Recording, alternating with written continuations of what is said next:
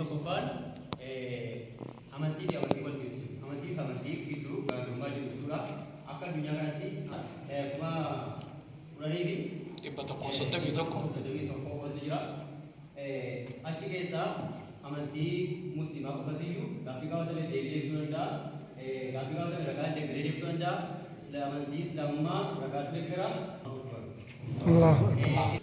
Amantiin amantummaa irratti dhugaa ta'uu irratti rabbiin jaalatamuu irratti ilmi namaa irratti uumamuu irratti rabbiin filatamuu irratti rabbiin bira fudhatama qabaatuu irratti ragaa qabdu islaamummaa qofa. Assalaamu alaykum wa rahmatullahi wa barakatuh. Wa alaykum salaam wa rahmatullahi. Lafa tubitu gadi adeera dafee taa'u jabaate. Awwaala irratti gaafa nuuf ibsanu amantooleen biyya lafaa kanarra jiru qorannoo kanaan dura geggeesse irratti nuun jedhan amantii 4,000 damee isaa immoo yogga laallu waliin kophaatti osoo hin taane akkam fahametti waliin 10,000 gaha 10,000 fi 131 oli kan jedhanudha. Ergana qabxiin affannuuf kenname tokkoffaa irratti amantii wal dorgomsiisu. Amantii yeroo wal dorgomsiifnu keessatti amantii himatu sanaaf ragaa qabu, ragaa dhiyeeffachuu danda'u islaamummaa qofa. Allahu akbar. Inni lammaffaan uummattoonni biyya lafaarra jiran namni biyya lafaarra jiru kun biliyoona 8.5 oliidha. Uummata kana ammada baay'atu kana keessaa ajaja rabbiitiinan amantaa kana qabadde kan jedhu muslima qofa ammas. Allahu akbar. Inni sadaffaan hariiroo jidduu uummataatii fi nabiyyootaa. Kana keessatti nabiyyoonni kun maayinni isinii yoo jedhan amantaan jarri muslima jedhee himatee islaamummaa jiraa ibsuu danda'u. Kana kamiifuu jidduu hariiroo jidduu nabiyyootaatii fi ilma namaati. Akkasumallee ayyee hariiroo kana keessatti kan nabiyyoota kan nabiyyoon fakkeenyaa nabi Ibraahim maal yoo jedhan muslima jedhee islaamummaa isaa irratti ragaa kan dhiyeeffatu nabiyyoota kana wanta jarri ta'anii jiran irratti ragaa kan dhiyeeffachuu danda'u muslimaadha. Allahu akbar. Inni arfaffaan tumuraadha.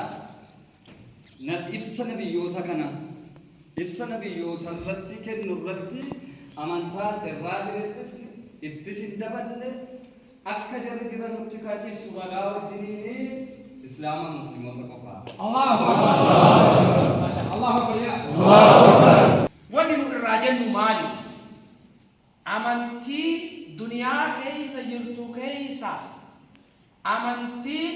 amantummaa irratti amantii mataa irratti qaqqabeeta yookaan amantii jedhee dhagaan tokko nama eenyuun tun bara hundeeffamte beekan 1525 eenyutu hundeesse Maartin Luther maaf hundeesse mormu eenyuun hiikni isaa maaliif osoo oowan rabbii gabbaran 45 fixanii 46 fattara 46 intala wayiiti arseemaa jira intalattiin tun bareeduma qabdi mootummaa wayii mee intala bareedaa naa barbaadaa osuma jiran arseemaa kana irraa akkuma mootummaan intala bareedaa barbaadaa jedhe haga argina keessa biyya keenya keessatti intalli bareedduun si itti ergu jennaan ani hedduun Yesuusin arge waan taateef hin ergu kijibditti Yesuus eessatti fuudhaa miti nama birootitti erguu mootummaa keenyatti hin ergu tokko ergu jennaan hin ta'u shoot godha amma gaafa kana warrooti kaatolikii fi ortodoksii hojjette namichi Yesuusin himatu tuute dhiigni isii lafa baduu qabaare lakki lafa baduu qaba kan godhare afutamii shan hin jenne jaafaa maataa tosii leetti nu dabala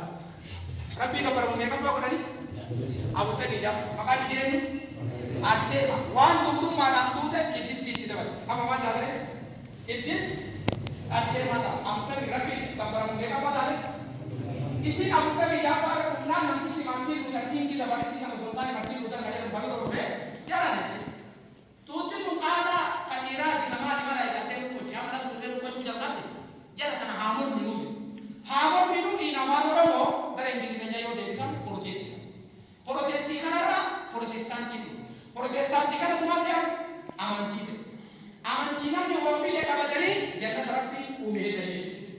Jadi kalau jangan dilihat itu main desa jadi mati bukan di sini. Jangan dilihat kita kawan.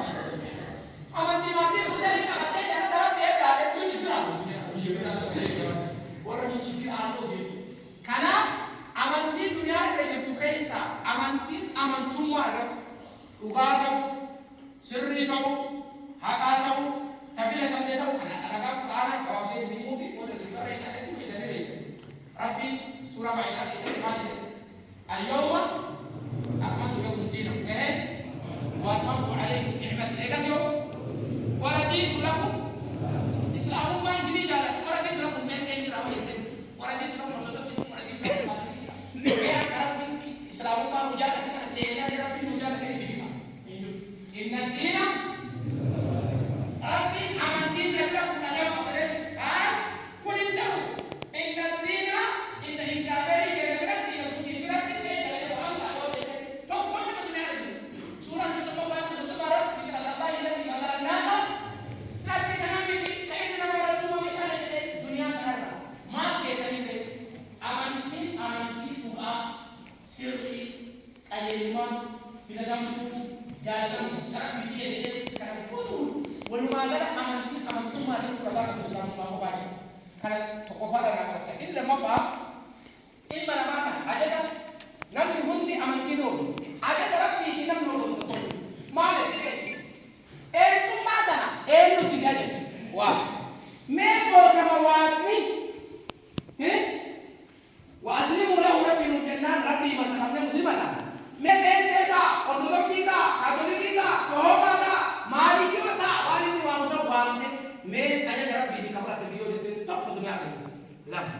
Ini sadafa namni anak nabiyin pun jadi dini ufimun nabiyin bilang sadafarat anif nabiyin pun ani muslimah Nabi Ibrahim ani muslimah Nabi Musa no me akan jadi karena jadi yatta ani ente Musa ente di sini ani katoliki Abraham katoliki jadi ani hawariyati Maryam hawariyati jadi jadi ma eno nordo Maria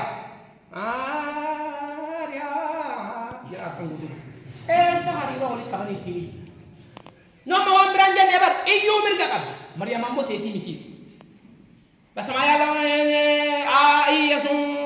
Yesus keti miti wambiroti niji isa moda babuji wan beranja nebar Kristen ada ne kalau lagi kan kami mau coba dan aswam lagi kami lanjut dari ini yang tadi orang umma karena mahimu kamu tigre mu orang wahai orang umma yang dunia masih suka kau orang mau apa malah deh wahai amarau wahai nabi Yod Arab bilang dunia bersih suka no nurra baratu kamu malah Yesus ini ada orang orang itu kau datang awal zero orang mau tanam tu kabrom senan ayu wahai aci siki malaikat imbe tu je orang mau ni kabrom isi temale kagabali male tanasi tanam pada dia wahai Nabi Isa nanti dunia bersih suka ben nunggu orang dah karena aku nurra baratu kamu malah Yesus isi timajah kau mau orang tu berdua